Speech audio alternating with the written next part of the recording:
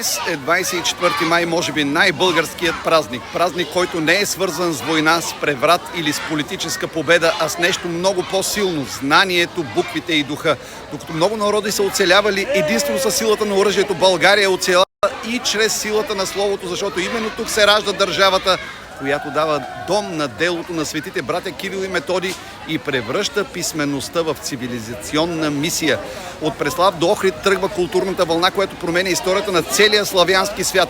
Българските книжовници не просто създават книги, те създават идентичност. Те доказват, че един народ може да бъде велик не само с територия и армия, а с образование, култура и просвета. И днес повече от всякога имаме нужда да си спомним това, защото народ без памет лесно може да бъде манипулиран.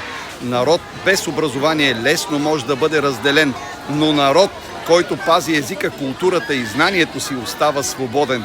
24 май е денят, в който трябва да сведем глава пред учителите, будителите, учените, творците и всички хора, които всеки ден водят битката България да остане държава на духа. Честит 24 май, празникът на българската азбука, култура, просвета и духовност. Честит празник, българи!